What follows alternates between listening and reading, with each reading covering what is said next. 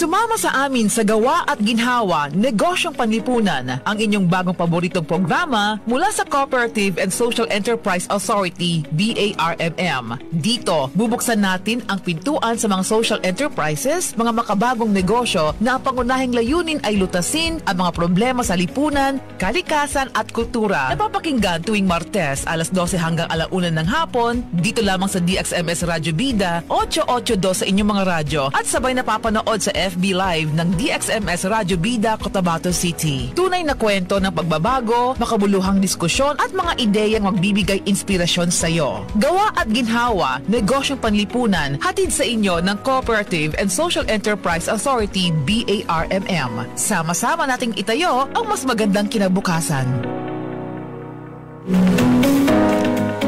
Isang masayang umaga. Isang magandang tanghali pala Luzon, Visayas and Mindanao. Assalamualaikum po sa inyong lahat. Ako po si Nikki the Monster. Baka nagtataka po kayo at galing ako ng FM, bigla po ako nag-AM dahil po sa bagong programa dito po sa 882 DXMS. Yan, good high noon Cotabato City at sa buong Bangsamoro Autonomous Region in Muslim Mindanao. Ito ang inyong programang Gawa at Ginhawa, Negosyong Panlipunan. At ngayong araw ay ngayong tanghali may napakagandang balita tayo para sa ating komunidad. Okay? Alam nyo bang may bago tayong Social Enterprises Office dito sa atin?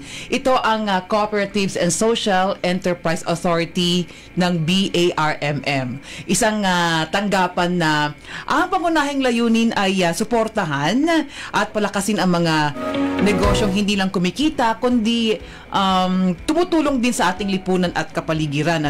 So ano nga ba ito at paano ito makakatulong sa inyo? So abangan natin yan dahil kasama natin ngayong umaga, yes, ang mga tao sa likod ng inisyatibong ito. Ayan. So ito yung pinakabago dito sa aming himpilang DXMS. So tayo live po tayo sa DXMS Radyo Bida at DXOL Happy FM pages, and of course my official page, that's Babo Nikki. So again ito na po, kikilala natin ang mga nasa likod ng bagong Social Enterprise Office na ito at makakasama ko ngayong tanghali. Let's start with Sir Abdullah Dipatuan, ang Chief Admin and Finance ng CSEA BARM. Magandang umaga, Sir. Magandang umaga, Ma'am Nikki. Of course, lahat ng tagapakinig ngayong tanghali. Tamang-tamang oras ito sa atin kasi nanananghalian sila habang nanonood sa atin. Hindi po sila antukin dahil nandito ang ating napakagaling na host, si Miss Nikki the Monster. Salamat ho. Ayan, so kumusta naman po kayo, sir? Okay naman po. Masaya na medyo tense ng konti kasi nga ito yung kauna-unahang programa ng Cooperative and Social Enterprise Authority na at maging kapartner kayo. Yes, ang DXMS. Maraming salamat po, Sir Abdullah Dipatuan. Ayan, mamaya kakusapin pa natin si Sir Dipatuan, So, kasama ko rin po sa oras na ito ang Chief ng Social Enterprise Division, si Sir Lininding Pangandaman. Isang magandang tanghali, Sir. Assalamualaikum warahmatullahi wabarakatuh. Magandang tanghali, Ma'am Nikki. Waalaikumsalam, Sir. Sa lahat ng tagapakinig po ng Radio Bida. Nandito po kami sa radio station kasi ito yung first time na radio namin about social enterprise and promoting our office, the Cooperative and Social Enterprise Authority. Thank you po, Ma'am Nikki. Thank you, Sir Lininding Pangandaman. And of course, ang aking co-host actually, for today ba or ano na to? Sa susunod pang mga... For today. For today. Ang Community Development Officer 3, si Ma'am Soraini Abbi. Ayan, magandang morning pa, magandang tanghali, Ma'am Soraini. Assalamualaikum. Waalaikumsalam. To our FB Live viewers and on air. Nandito po kami si Seya para po ipahiwatig sa buong BARM kung ano ba ang social enterprise at bakit siya pumasok nasali sa cooperative and social enterprise. Magsasalita mamaya ang ating mga chief, Ma'am Nikki. Sila po ang magbibigay sa atin paano naging si SEA at ano talaga. Ipapaliwanag nila kung saan to ng saan ang pinakapulot dulo nito, Yes, yung mga opo. yung pinaka-history nitong bagong ahensya ho Ahensya, sa BARM, na talagang alam ko makakatulong ito sa lahat. Yes. Okay. Sa So, BARM region. Yes, pero bago pong lahat, pakilala natin yung iba pang mga kasamahan po ninyo, yung mga yung division staff, Yes, Ma'am Oo, Nix. pero wala sila dito. So we have also the Community Development Officer 3 na si Ma'am Sara Miondas. Of course, kasama din po si Community Development Officer 3 Amira Lauban. Community Development Officer 2 si Madam Rashia Emblawa. Community Development Officer 1 si Raima Madale. And of course, ang kanilang Executive Director si Ma'am Samsia Yes. Ibrahim, MPA. Ayan, ha. And of course, sa ating technical side, makakasama natin ang kanilang IT na si Azlan Mohammed Anis, sa tulong ng aming IT na rin na si Carl, okay? And of course, si Norhidaya Deki, Sohaila Dipatuan, si Rohanifa Manili. Nakikinig sila kayo at nanonood at the same time, Ma'am right? Nix. Oo, sila yung mga kasama namin sa Social Enterprise Division. Okay. Staff. Okay. So, mga kaibigan sa mga nanonood po sa amin ngayon sa FB Live, and even sa radio, yung mga nakikinig po, yun yung pinaka-report natin sa 882. Meron po tayong Q&A after the show. So, mamimigay kami ng GCash. Yes. Right after this program. Kaya dapat makinig po kayo simula ngayon hanggang sa loob ng isang oras. May mga questions po kami na manggagaling mula sa programang ito. Kaya tumutok, makinig po dito sa Gawa at Ginhawa Negosyong Panlipunan. Ayan. Siguro naman hindi pa kayo gutom, Ma'am Soraini, Sir Lininding, and Sir Abdullah. Carry pa. Carry, no? Kaya pa. Opo. Kahit Yes. na whole day. Okay, it's 12:10 na ho ng tanghali oras sa Pilipinas. So ito yung maraming actually na intriga or na curious pala sa bagong ahensya na ito sa BARM po, no? So maaari niyo po bang ipaliwanag kung ano itong bagong Social Enterprises Office or Cooperatives and Social Enterprise Authority? Ano po ba ang naging inspirasyon sa pagtatag nito dito sa Cotabato City at sa BARM? Alright, sino ang pwedeng sumagot niya? Si Sir? In behalf of our Executive Director, Go Ma'am ahead. Samsia Nasa meeting, Ibrahim, yes. na Busy ngayon. yes, Oo. sa kasalukuyan po, nasa training po siya. Yes. So, in behalf, siya po yung Chief Admin namin sa CISEA. Siya po magbibigay mix, parang revolution ng CISEA and the mandates and the mission vision of the CISEA. Alright. So go ahead. Sino ang Si Sir Chief Dipatuan. Sir Abdullah Dipatuan? Yes, Go Ma'am. ahead. Yes, thank you Ma'am Soraini, Ma'am Nikki, sa pagkakataong ito. Unang-una po, gusto naming humingi ng paumanhin sa ating tagapanood at tagapakinig ngayon dahil supposed to be ito po yung role ng aming mahal na Executive Director. Kagaya po ng sinabi ni Ma'am Nikki at saka Ma'am Soraini, ang aming Executive Director ay kasalukuyan pong nasa meeting. So, Yes. dahil sa importanteng programa po ito, so kailangan po nating humalili pansamantala sa Okay. ating mahal na Executive Director, Ma'am Nikki, no? So,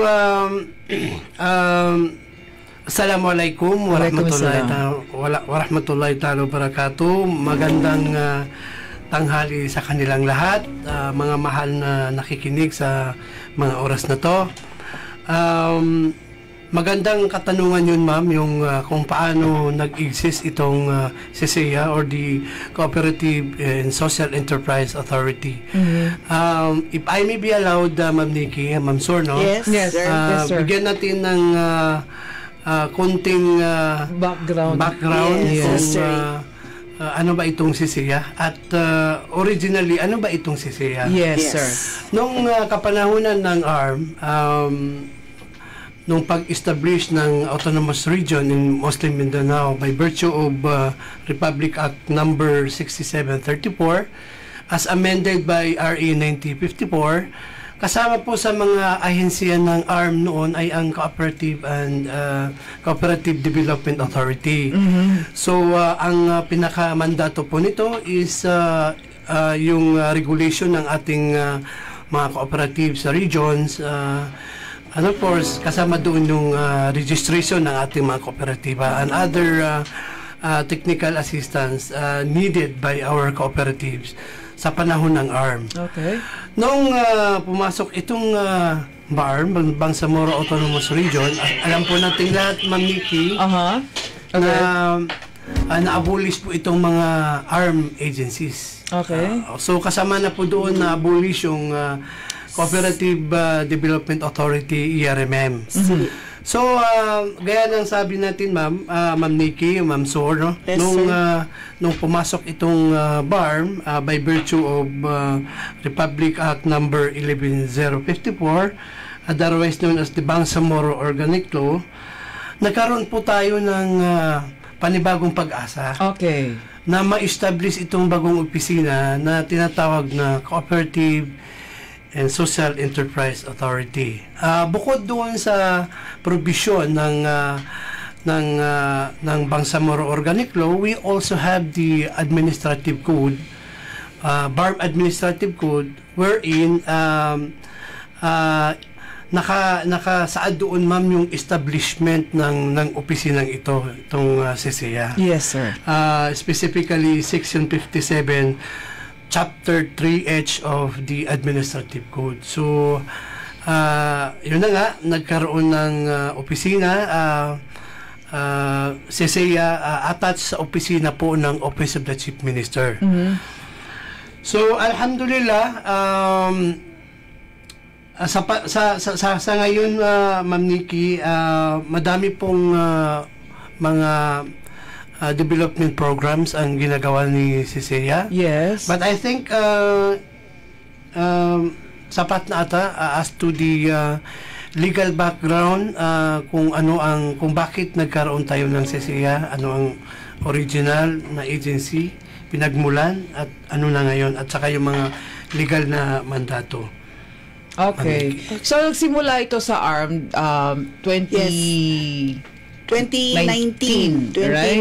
Yes, ma'am. Okay. Yes, Ma'am Nikki. So, nung pagpasok ng BARM, that was 2021 ba? Or 2019. Okay. Yung Okay. pagpasok ni Nag-take BARM, over ang BARM. tapos Okay. nagkaroon tayo ng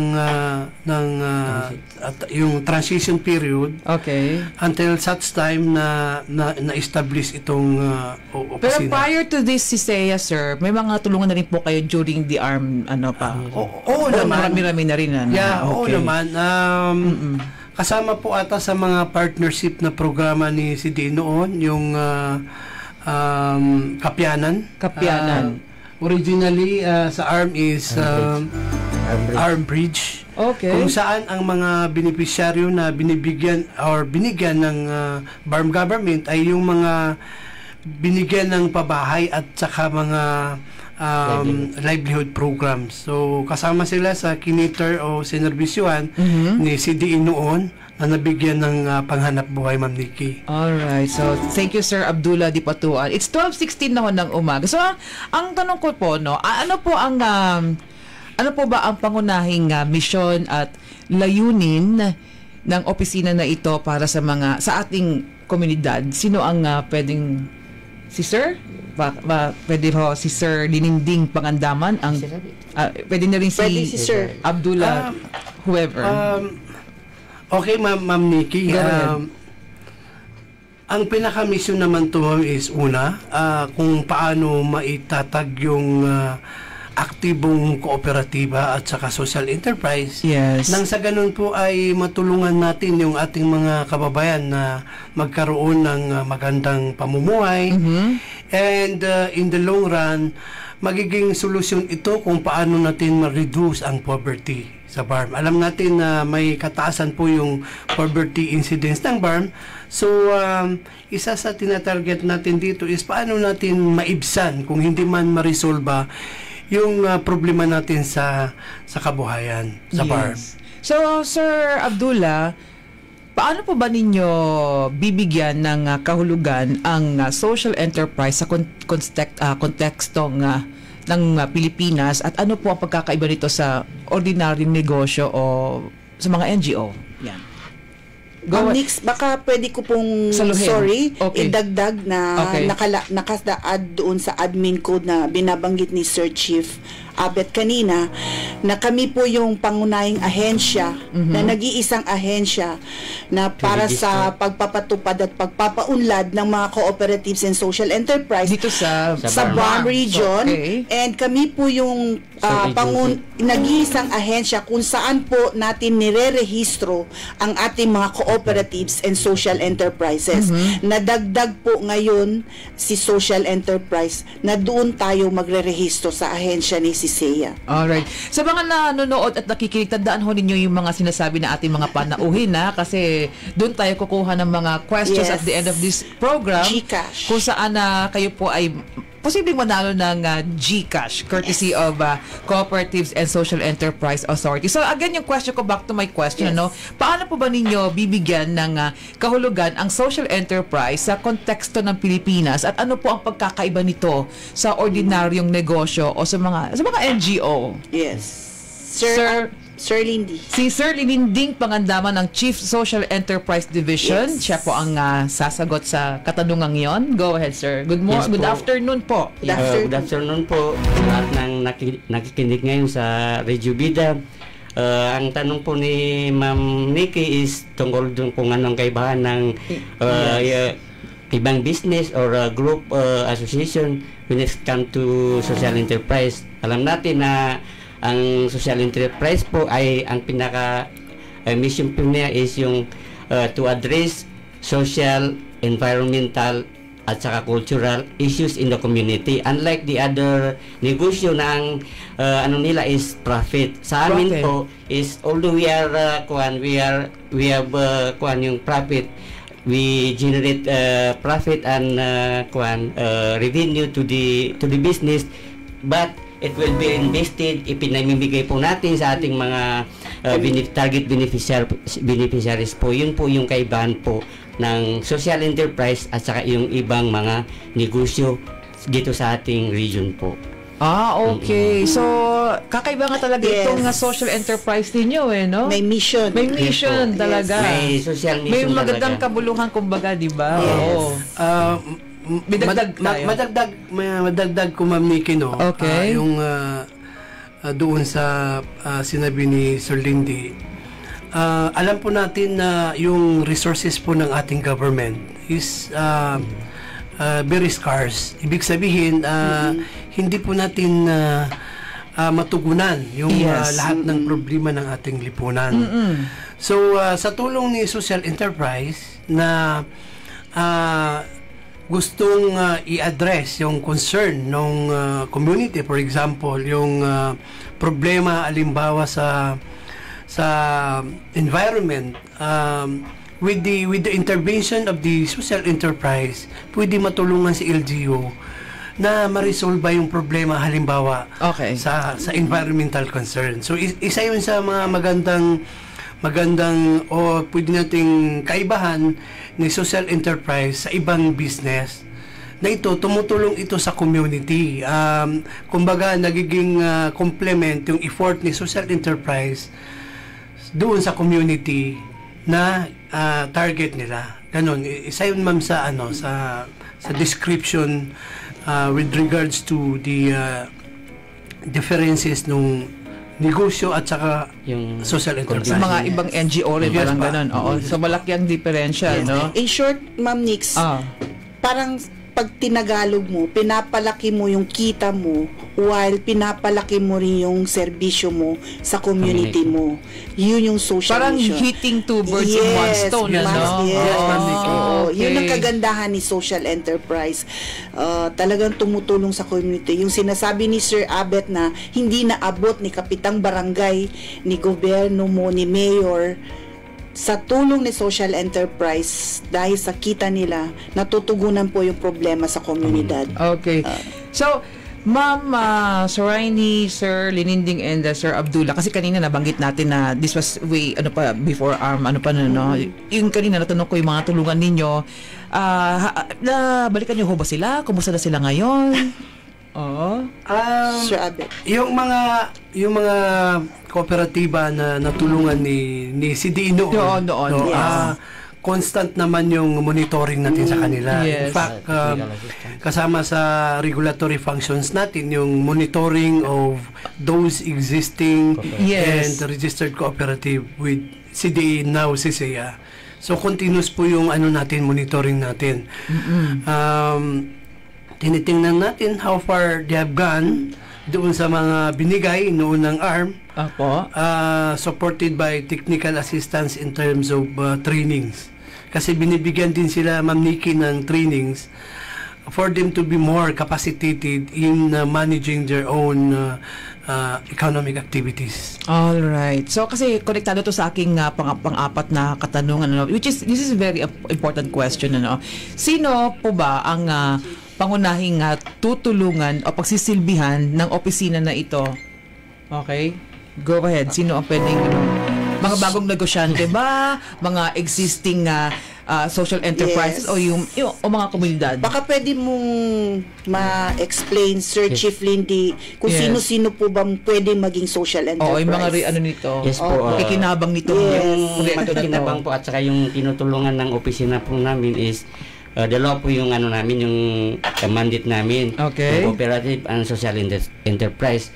But yung social enterprise po yan ay malawak po yan. Yes. Kung ang pag-usapan ng social enterprise, it could be cooperative, MSME, yung mga sole proprietorship, corporation, partnership, at saka yung mga association at saka people organization operating in the Bangsamoro region, lalo na yung sa mga kabarangay natin na tumutulong din sa nabanggit natin na tatlo, yung social, cultural at saka environmental problem, including economic. Yun ang pinakaano doon, kasi ang bottom line ng kwan is paano natin kwan yung economic Kaya yun po, nandun po yung lahat. Kaya yun po yung kwan. Pero sa under the BUL po at saka sa BUL 13 po is ang tinutulungan natin po is yung mga priority natin na tinutulungan is yung mga cooperatives and social enterprise na mga former combatants.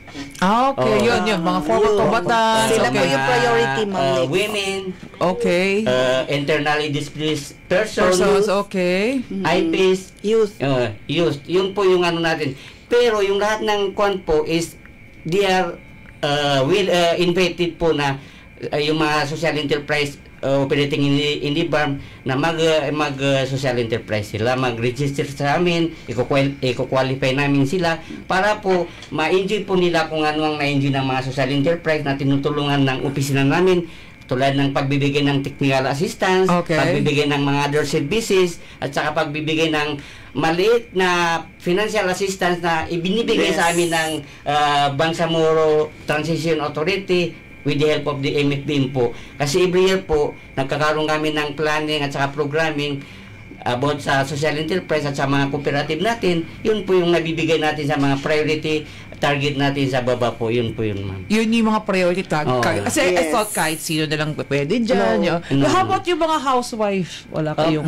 Pwede rin. Pwede rin, ano? Pwede rin. Kasi ang ano natin, ma'am, is MSME. Okay. MSME, Opo. yung mga sole proprietorship, yung mga women, pwedeng grupo, pwedeng single, Solo, pwede, okay. Provided na yung ano nila, yung business nila ay may social mission. At the same time, significant of their revenue or profit ay binabalik nila sa community, yung mga target na beneficiaries nila. For example, ay social enterprise engaged in grocery na ang learning ko is matulungan yung employment doon sa Yes, area is economic. pwede kong i-hire yung mga tao doon sa barangay or munisipyo na sila po yung magiging mga nagatrabaho sa amin. At the same time, mas malaki pa sa minimum wage ang isusulo ko sa kanila. Para magiging, at the same time, kung may profit ako, mag-sponsor ako ng bata na yung abandoned or neglected sa community na ipaaral ko sa madrasa or sa Western education, yan po ang mga gagawin ko as social enterprise po. In short, Ma'am Nix, ibabalik mo sa community. Yes. Okay. Yes. Oh, that's good. Yes. In short, Ma'am Nix, a social enterprise should have a social mission. Okay. Social mission na meron dapat silang target beneficiaries. Kung So, hindi within the pa community. hindi pa pwedeng lalapit na ako sa opisina ninyo without, Ay, kailangan plan. may business ka. Okay. May Yes, business. exactly. Kasi Okay. saan mo kukunin yung profit mo, di ba? So, dapat may business operational po yung business. Ma'am Nikki, nakaligtaan banggitin ni Sir Lindy na itong social enterprise ay tumutulong din ito sa mga existing social enterprise sa BARM na magkaroon sila ng dagdag na puhunan. Kabilang ata dito, Sir Lindy, yung na-endorse natin na SE sa anong bangko? Sa BPI? Sa BPI. Ama na bang? Sa BPI yung sa BPI. Okay. Yes, Sinag. Sa Sinag. Actually, ilang SE ang naka-avail na so far? Lima yung nabigyan ng startup capital or additional capital amounting to 300,000 bawat social enterprise. Alright. It was given by the BPI through Sinag program na kung saan dumaan sila ng yung masinsina na mga online training at saka may mga pitching pa na tinuturuan sila from from the start hanggang mamaya i-expound natin yung sinasabi mo kasi napaka-importante niya, no? So we will just doon sa mga nanonood po at nakikinig, paki-share po itong live namin na to. And siguro mas maganda magtanong na ako ng isang question. So doon naman we will be giving 5 GCash, di ba? Before we take our break, magbibigay tayo ng question sa mga netizen na nakaantabay po sa oras na ito, di ba? Katulad, sabi ko kanina, sa unang hit ng aming show na ito, magbibigay kami ng GCash. So, here's the first question before we take our mid-break. Ano ang pangalan ng kasama ko dito, si Chief Admin and Finance, ang kanyang whole name. Itong nakapula? Full name pala. Itong nakapula. Pakitutok na ng camera natin dyan, Sir Carl and Sir Azlan. Complete name. Complete name nito. Okay na yung Chief Admin and Finance, nabanggit ko na yung position niya, pero yung complete name lang nitong gentleman. Itong magandang lalaki sa balat ng lupa. Pag nasagot po ninyo yan, meron po kayong GCash courtesy of Sisea BARM. Okay? Sana yung ating camera, itutok natin. Nakatutok si Ma'am Soraini yung nakapulang jacket dito. Yung nakapula. Bibigyan namin kayo ng jacket. Joke lang. Ibibigay namin yung jacket na. Ulitin ko, Ma'am Nikki, yung pinaka-gwapo, pinaka-magandang lalaki sa balat ng station ngayon. Yes, sir. At this moment. Sir, madagdagan mo yung premyo natin na GCash. Okay, so before, yan kilalanin po ninyo itong gentleman na nasa tabi ko ngayon. Ano ang real name niya? Siya po yung, full name siya po yung Chief Admin and Finance ng Sisea BARM. Pag nasagot po ninyo yan, mamimigay po kami ng GCash nyo. And then put your number na rin po sa comment section ng ng live na to na naka-cross post po sa DXMS Radyo Bida, sa DXOL Happy FM, sa aking official page Babuniki, and of course sa page ng Sisea. You can follow the page, please. Okay, so we'll pause for a short commercial. We'll be right back after this itong mga ads namin. Stay where you are po. Yan.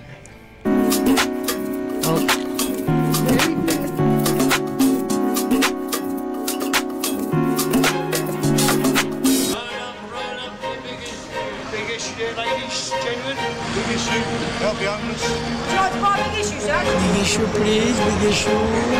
Over the last 20 years, in cities across the UK, thousands of homeless and vulnerably accommodated people have taken the opportunity to earn a legitimate income. The Big Issue magazine is one of Britain's leading social businesses and exists to help the most needy in society on their journey away from homelessness. The Big Issue, they gave me my life back. I had no life before I came to The Big Issue, and then when I got badged up, they gave me a second chance in life. The magazine is a hand up, not a handout, and helps those going through the trauma of homelessness to take control of their lives by turning them into a micro-enterprise. You've got to help yourself before you'll really get help. That's the way I feel. Big issue, ladies, big issue. You're giving them something for their money. You're not just taking their money from them. Every week, they sell an entertainment and current affairs magazine, which they buy for £1 and sell to the public for £2.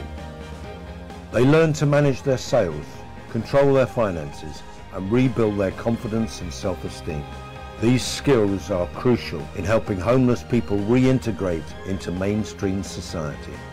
Well, I look at it, just because I'm homeless doesn't mean to say I can't work. And that's what the big issue is about. And it makes me feel good about myself. A big issue vendor is someone who has taken the first step to rebuilding their lives.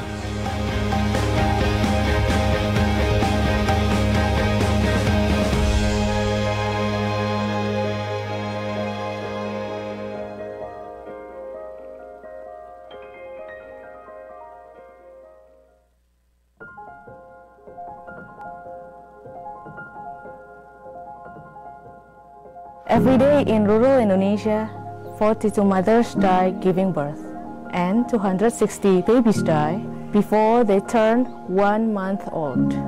These women are living in poverty and working in dangerous conditions while pregnant. They have no other options, and that's why we created Tuanyam. Now they have safe employment year-round. The women we work with have 40% increased income. By employing them as weavers, we can preserve a traditional craft. The products are landing everywhere, from hotels to fashion runways. Now that women are earning money, the power is starting to shift. There's more equality. Today, we have 350 weavers in 16 villages. We are empowering women to empower themselves.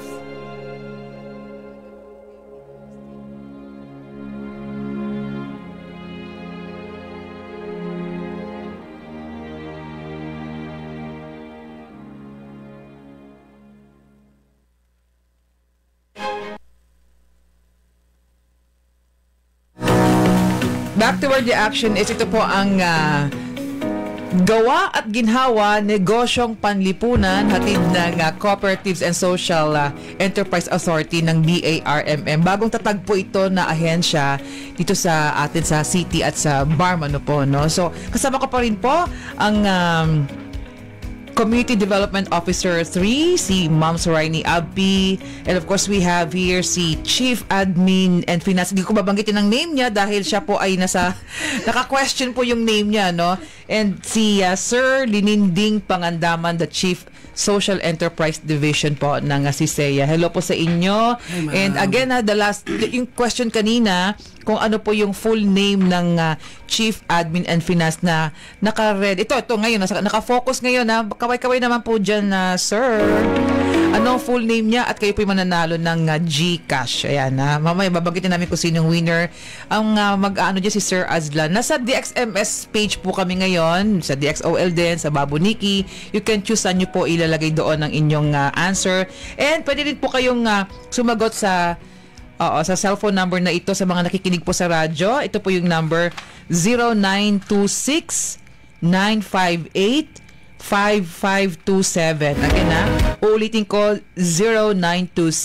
0926-958-5527. Diyan kayo pwedeng sumagot sa mga nakikinig po sa radyo. And even sa mga viewers na rin, kung tamad na type.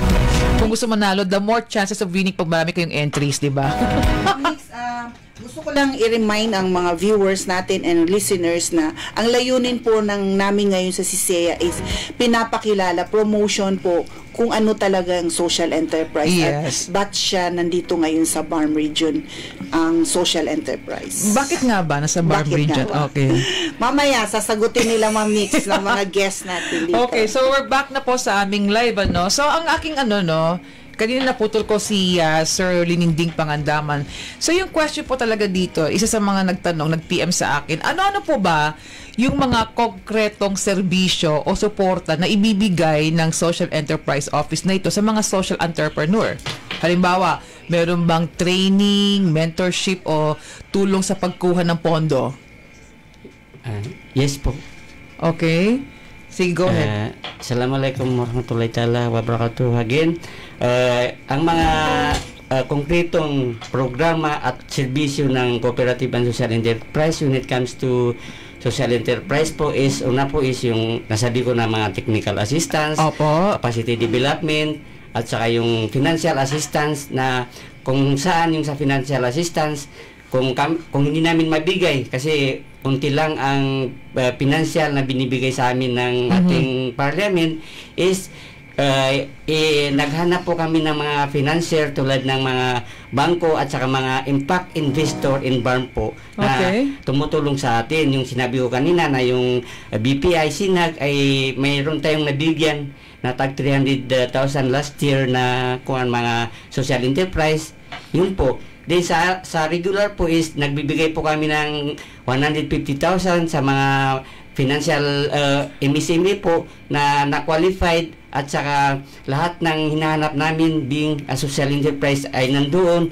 Then before giving them the startup capital or additional assistance from them is nagbibigay po kami ng capacity development or training para sa kanila tulad ng start in your business na kung saan ay tinuturuan sila sa mga marketing, financial bookkeeping, costing of their kuan po at paano ibibinda yung mga produkto nila. At saka tinuturuan namin sila about social enterprise, kung paano mag-start ang social enterprise from incubation hanggang scaling up. Malawak po yan, pero mayroon kaming manual na 7 days na training na kung saan tinuturo namin sa kanila kung ano ang paano maging social enterprise, paano kikita yung yung business nila, yung negosyo nila, at the same time paano sila makakatulong sa community at saka yung target beneficiaries nila. Yun po ang tinuturo namin sa kanila. Inshallah last 2 years po is dahil doon sa pera ng SD po ay nagkaroon kami ng mga training on social enterprise at saka yung mga startup in your business para doon sa mga cooperatives and social enterprise in our region po. Yun po yung makukuha nila sa amin.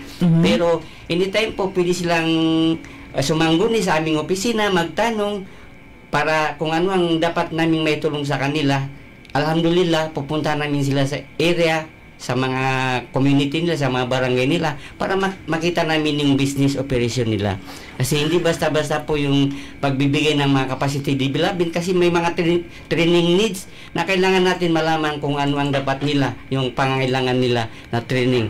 Hindi lahat ng training is swak dun sa kanila kasi pipilin nila dun sa training needs kung ano ang gusto nila na malaman po. Yun po. Kasi we are ready yung opisina namin with the help of the other division sa Cooperative Development Division na kung ano ang dapat na may bigay natin sa mga MSME natin, mga social enterprise at saka cooperative na training at saka technical assistance, ibibigay po namin kasi yan ang mandato ng opisina namin. Yes. So nabanggit nyo kanina may mga bangko pala kayo na nag-commit sa ano na to. You mentioned banks kanina. Yes. Oo, may mga partner pala sila. Nililink namin sila, Ma'am Nix, para kung yung mga need na additional sa capitals nila. So, yun. Okay. Kasi naging partner po namin yung isa sa nag-cater ng mga social enterprise, yung Bayan Innovation Group in Manila din. Sila po yung kapartner din ni Ayala and the BPI. Okay. So a friend of mine nag-PM at this moment daw. So sabi kasi nabanggit ni Sir Lininding Pangandaman na lalapit kayo sa amin. Saan daw yung opisina ninyo located? Okay. Sir Abet, baka pwede kang sumagot. Thank you sa nag-message kay Ma'am Nikki. Just an indication that we have viewers and listeners. Yung iba dyan, nonchalant lang yun. Nakikinig lang yun. Ang office natin sa ngayon is nasa Japan Principal sa may ground floor. Okay. doon po ninyo matatagpuan ang CCEA kasi wala pa po kaming sariling building for the office. Alright. Mayroong kinoconstruct na. Yes po, ongoing. Madagdag po doon, ma'am, sa nabanggit ni Sir Lindy, no? Aside from doon sa nabanggit na financial assistance, we have also the cash for work assistance. Yes. Okay. Cash for work. Yes, okay. cash for work. Yung mga social enterprise or kooperatiba affected by it's either man-made calamities or natural calamities, kung saan naapektuhan po yung kanilang sari-sariling negosyo. Ang intervention po ni opisina through the Social Enterprise Division ay nagbibigay tayo ng cash for work. At least maibsan man lang yung kanilang hinaing na problema sa panggastusin. So yun yung isa sa mga programa ng office through the Social Enterprise Division. Nabanggit din ni Sir Lindy yung funding from the Special Development Fund, no?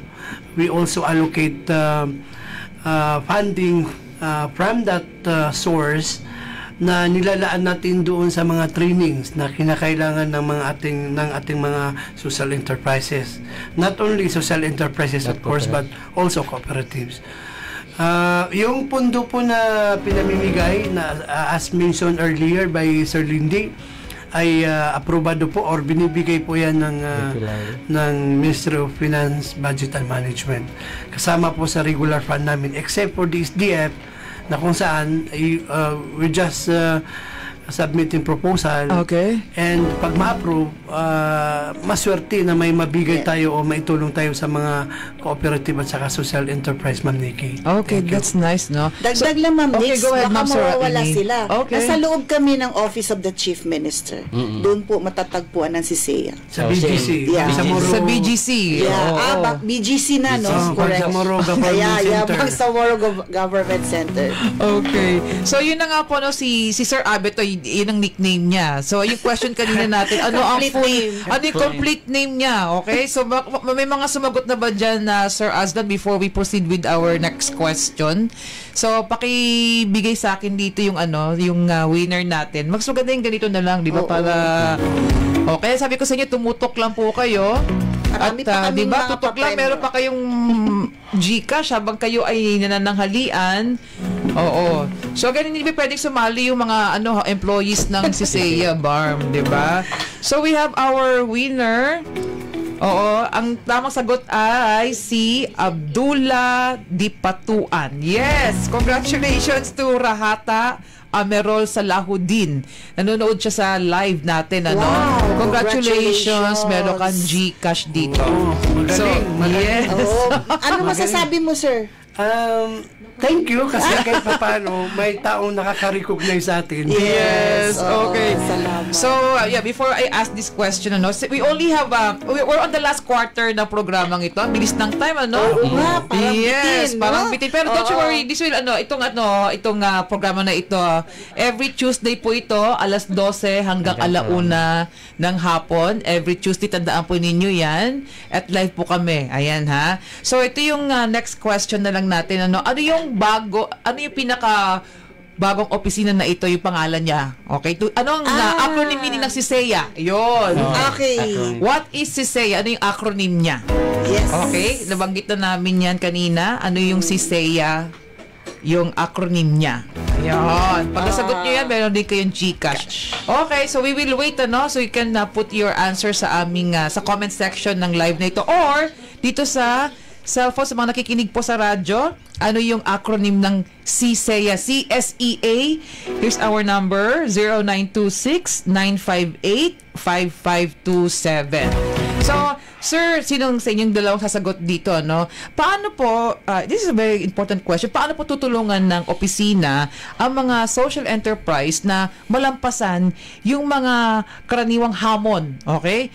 Oo, lalo na yung mga particular sa Cotabato City at sa BARM tulad ng access sa merkado o kakulangan ng kaalaman sa negosyo. Kasi may maraming gustong maging ganito, mag-avail ito. Kaso lang, kulang sa knowledge sa pagnenegosyo. Ako, guilty ako dyan. Yes. I really have no idea about negosyo. Doon nagkaroon ako ng negosyo before, pero talagang wala. Pero di man siguro ako qualified eh. Oo. Sasagutin yan ni Sir Chief. Actually, ginagawa namin yan, Ma'am Nix. Okay. Nagkakaroon kami ng social entrepreneurship, mindsetting, Okay. paano mag-umpisa ng negosyo at paano magnenegosyo na may kita. Okay. So sir, baka dagdagan ko ninyo yan. Go Yes ahead. po. Yun po yung nabanggit ni Ma'am Suraini. Yun po yung mga training na binibigay namin. At the same time po, may po kami partner with the NTIT na Yes. yung mga ibang mga training na Opo. pangailangan nila. Pwede namin silang i-refer dun sa kanila sa MTIT po office. Pero yung sa amin po is focus on social enterprise. Yung sa sinabi ni Juan, yung mga mindsetting, mga pag ano ng market, may mga training po kami doon na binibigay. Minsan 1 day, 2 days, depende po sa demand pangailangan ng isang social enterprise or isang enterprise po, yun po. Pero kahit na Ma'am Suraini and Sir Abet and Sir Lininding na kailangan pa paano, siguro kahit may konting knowledge naman sa negosyo because you can dispense money for these people na walang alam na para bang Kaya minsan nagtataka sila, ba't biglang bumagsak negosyo? Oo, yes. Yun. Oo. At saka sa social enterprise, Ma'am Nix, dapat meron kang passion. Of dapat course, mahal mo yung ginagawa mo. Masaya ka sa ginagawa mo. Kasi tuloy-tuloy ang tagumpay mo sa negosyo. At kami po, kung hindi naman po sa parte ng mandato namin, nililink po o kino-collaborate po namin sila, let's say sa MTIT, and for the packaging, di ba, kailangan po yan, presentable yung mga products nila, so MOST. So, ganun po yung collaboration namin sa BARM. And problema po talaga, Ma'am Nix, dito sa BARM region, yung marketing natin. Kasi, ang dami nating negosyante, hindi lumalabas ang kanilang produkto dito lang sa BARM region. Kaya isa po sa mission natin, Sir Abet, na globally, yes, na gusto namin makilala ang produkto nila, not only here in BARM region. So, talaga po yan ang natin, Ma'am Nix, yung marketing natin. Isa po yan sa, hindi naman problema, natutugunan naman, unti-unti naman natutugunan yan. Kasi nga po, dahil po, kulang po tayong sinasabi, lumalayo na tayo sa usapan, pero yung mga FDA accreditation, halal accreditation. So, yun po ang pinagtitibayan ngayon ng nakikita ko naman sa BARM. Yes. May program po sila Chief Minister niyan. Yes, that's right. Yes. Kasi lately, umattend ako ng isang talk show din about sa FOA UN, something like that, Yes. Naka-showcase doon lahat ng produkto ng mga IDPs. Yeah, I saw your post. Yes. Yeah. Andun yung mga banana chips, ganyan, no? Sa Sisaya ba, meron din kayong mga ganong programa, like, iniheld, sino-showcase niyo yung mga produkto nila or gano'n sila ka-successful sa kanilang negosyo, whatever. Magandang katanungan yan, Ma'am Nikki, Go ahead, kasi sir.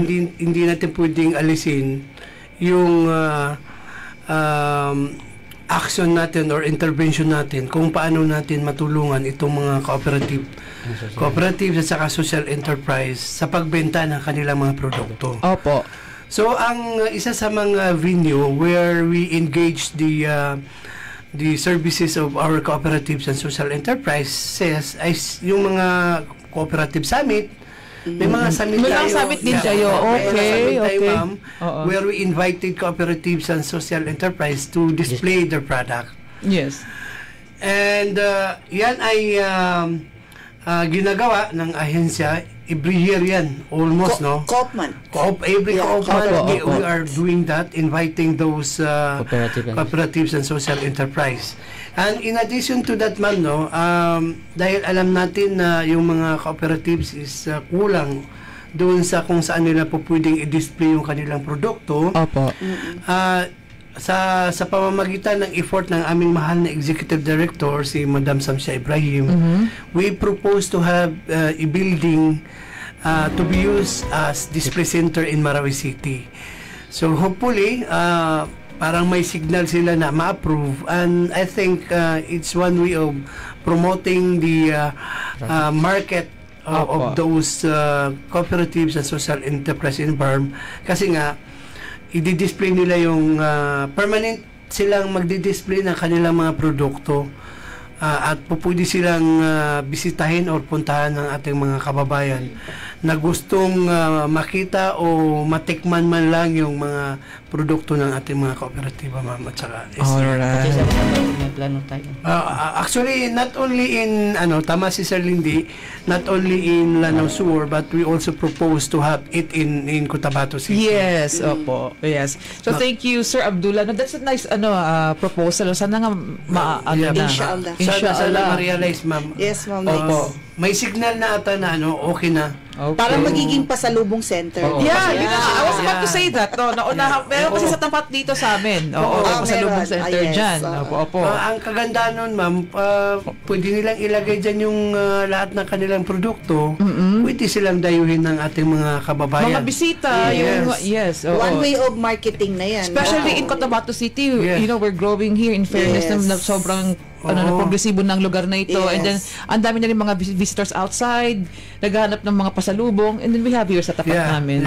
Sir, ito, sabi kasi, kanina, back to Sir Lininding, you mentioned that nag-dispense kayo ng 300,000 for, sa pang negosyo ba yun? Kanina nabanggit. 150,000. Yung sa 300,000 po, ma'am, is yung sa BPI Sinago. Okay, kasi kami po yung nag-facilitate na ma-onboard sila sa social enterprise sa national, at nanalo sila. Parang incentive nila yon sa pag-ati nila ng mga online training at saka mga ibang pinapagawa ng kwanto. Kasi akala nung nag-text sa akin pondo na yung ko mali ka. Hindi. Oo, yun daw. Kasi that's a huge amount of money. Kung hindi yun, okay, sige. Parang yun daw matitrace na... Saka ma'am, sa kagandahan ma'am ng pag onboarding ka sa social enterprise sa Tatak SE National, including BARM po, is pag from onboarding, kapag sinubaybayan mo yun, pag binibigyan kayo ng mga training, lahat-lahat po, from incubation hanggang doon, ay sa last po, bibigyan kayo ng mga parang mga anong tawag doon, mga quiz. Kung maano mo yun, bibigyan kayo ng startup capital. Yung iba, 1 million, 500, depende sa... Depende. Kasi hindi pwede na, ang paninda mo lang is... chichira is bibigyan nga ng 100,000. Yun. Depende To clarify lang, Ma'am Nix, yung sa BPI kasi, kami lang yung nagli-link ng mga social enterprise and cooperatives to join para sumali sila dun sa Tatak SE roadmap nila. So, meron kami yan, naka-online sila, minsan may mga seminars. So, pag nakikilala sila doon or matutugunan nila yung mga requirements nila, tumpak. Alright. Mapipili sila doon, isa sa beneficiary ng SINAG. Dito sa CISEA, hindi naman ganun kalakihan yung aming financial assistance. Pero malaki naman mararating nun. Yes, okay. Dagdag kapital. Thank you, Ma'am Soraini. We only have 5 minutes bago mag-alauna. So, konting minuto na lang, magbababay na kami dito. And then, again, yung ating existing question, ano yung acronym ng CISEA, CSEA. Okay? So, may mga sumagot na ba dyan na wala, baka hindi nila alam kung ano yung... Wala pa? Oo, wala. Baka nahirapan sila. Kasi, pero nasagot nila kagad si Sir, no? Oo. Sige, it's okay lang naman. This is our pilot episode, ho? Yes, So, I guess we have to go na. Yes. And baka may mga mensahe po ang ating mga panauhin sa unang episode ng Gawa at Ginhawa, Negosyong Panlipunan. Let's start with Sir Linding Pangandaman. Go ahead. Yes po. Tangkiligin po natin ng social enterprise. Kasi isa ito sa makatulong sa atin sa Bangsamoro na ma-address natin yung poverty po. Saka ito po ay para sa aking pananaw po is may pagka-Islamic po ito na yung kung ang ibibigay mo na sadaka or zakat, dito mo na lang idaan kasi may target beneficiaries ka na binibigyan po. Kahit hindi tayo nagabigay ng malaki, kunti lang, importante ay matulungan natin yung mga beneficiaries natin tulad ng mga orphan, yung mga kababayan natin na walang trabaho, yung mga former combatants natin na gustong sumali sa society, na matagal na sila sa bukid, bigyan natin sila ng pansin, na magbigyan sila ng panibagong pag-asa po sa Bangsamoro. Yun po yung mga IDPs natin, yung nabanggit kanina ni Ma'am, na kung may mga produkto sila, mga social enterprise, na pwede natin i-market yung mga paninda nila, yung mga produkto nila para matulungan natin sila sa kahirapan po. Thank you and wasalam po. Thank you, siya po ang ating Chief ng Social Enterprise Division, si Sir Lininding Pangandaman. Now, let's hear it from the Chief Admin and Finance, Sir Abdullah Dipatuan. Thank you, Ma'am Nikki. Magandang tanghali ulit sa kanila. In behalf of our Executive Director, Madam Samsi Ibrahim, salamat po sa lahat ng nakikinig at nanonood sa FB Live ng programa ito. Yes. With the hosting of our napakagaling na host, si Ma'am Nikki. Alam kong hindi tayo makakatulog kasi enjoy tayong lahat. Thank you so much and sana tuloy pa din ang panonood. All right. Thank you, Sir Abet. Now, finally, yes. Ma'am Soraini. Tuloy-tuloy po itong programa namin to announce every Tuesday, 12 noon to 1 o'clock p.m. So, ang social enterprise po, ito pong tinatawag namin na social with a big heart. Kasi po, business na may puso na tumutulong ka po sa community, and ang sabi ni Sir is an Islamic perspective. Dito po, kung hindi po natin nagagawang zakat and sadaka, through your business as social enterprise, tutulungan tayo ng social enterprise. At maraming salamat, Ma'am Nikki.